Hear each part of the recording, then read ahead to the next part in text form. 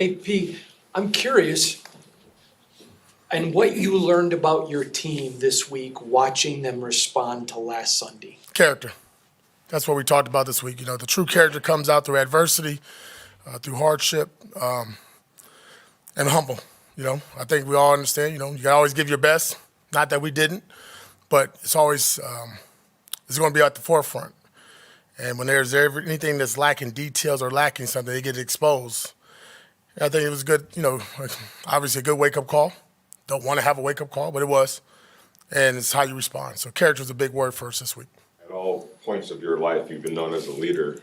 This is your leadership skills, right Yep. here. Not to say that it's under the test or anything like that, but that's leadership is a big part of this. Yes. How do you feel you're responding to it and getting this team, help navigating this team through these drops? Yeah, I think we're all going through it. It's my first time going through that situation as a head coach, right? Kind of disappointing, but like everything else, we talk about 24-hour rule for the players. Got to be 24-hour rule for the coach, and then there's a new opponent, right? There's a new objective this week, and it's the Cleveland Browns at home. Another great opportunity for us. And when I say words to players, when I talk about character, for example, I'm talking to myself as well. And then how do I handle adversity? How do I handle these situations that you didn't quite see? So you go back, you reflect, you get it, you move on, and you set it forward. And every week is not the same week. There's always different things and different obstacles that you got to go through. So that's really a big part of it. Like you said, my leadership, getting these guys going, get them ready to play, and make sure we put out a good product on the field. What's the expectation for Maxx Crosby to play on Sunday? He'll be out. Davante Adams? Out. Michael Mayer? Out.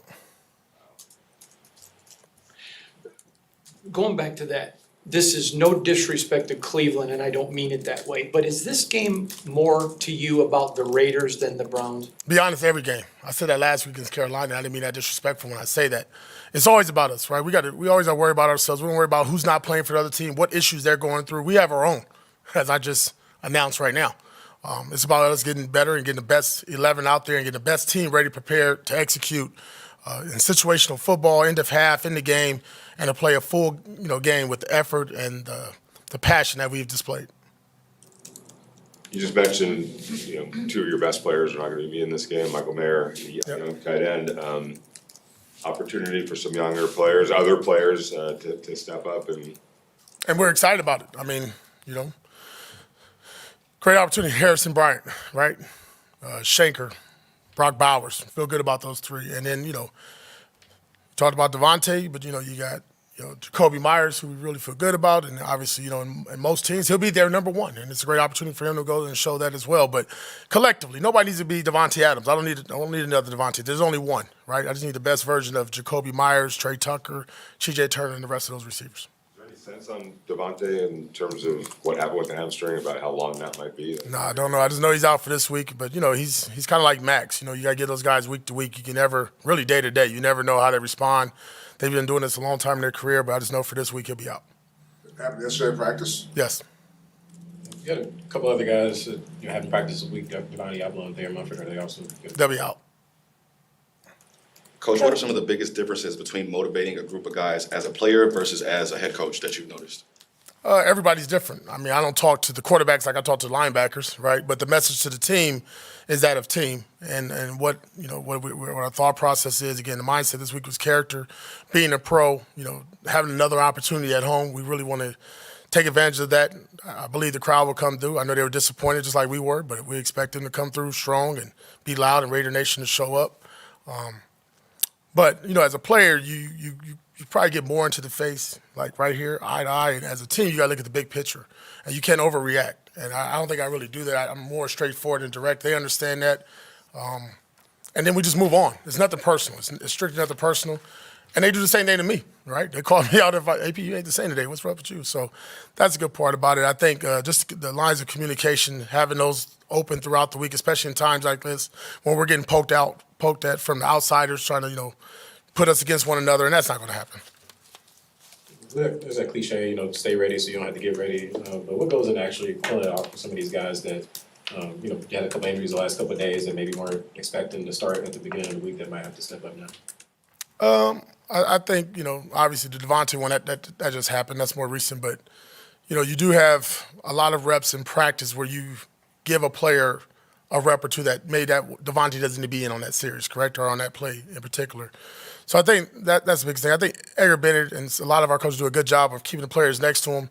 You hear this word, especially in training camp, but those mental reps.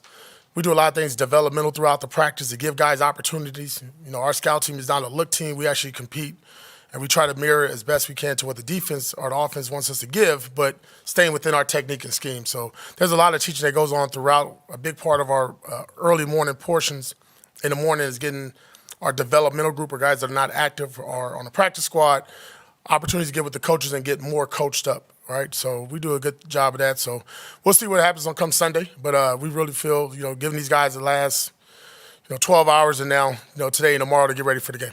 We've already talked about Tyree earlier this week, but, other edge rushers like Janarius and Charleston, what are some things that you really need to see from them this week that you really want to see on the film? Just beat them. Again, I'm going to say, don't be Maxx Crosby. Don't worry about being Maxx Crosby. Don't put a cape on. Don't try to be 98. Be number 9, be 44, be 49, be 97.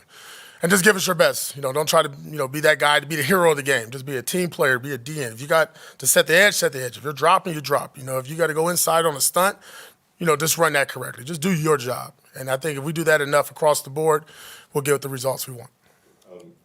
In Michael's case, it was listed as a personal reasons. Is that, I know there's not much light you could shed on that, but family situation? Just personal. I just have to keep it there.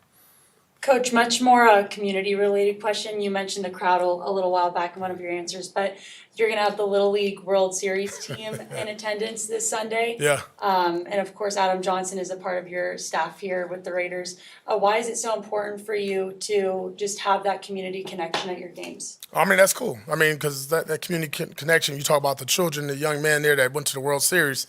They're like us. They're looking up to the Raiders, right? They were screaming Raiders, and they're little chanting on social media. So we brought them into one of our practices as well. Our guys are fired up. Look, when they were playing, we were all dialed in, had every television on, watching them, young man play and represent the state of Nevada. So I think it's huge. And again, our fan base is obviously nationwide, but, you got to take care of home base. And home base is Nevada and Las Vegas. DJ Turner's a guy you've been high on going back to training camp. So obviously you don't want to lose Davante, but how big of an opportunity is it for him just moving up into the top 3? It's big. Just think about, when Davante was away for personal reasons in training camp, and in that first game, who showed up? DJ Turner. So we're really excited about him. He's been really a sound and stout special teams player for us. He's always been ready when called on, right? But obviously he's got some bigger heads in front of him, and now there's an opportunity for him, and I expect him to make the most out of it. He's always been a professional. When his name and number's called, he's ready and prepared. That's good. Okay, thank you. Thanks, Coach.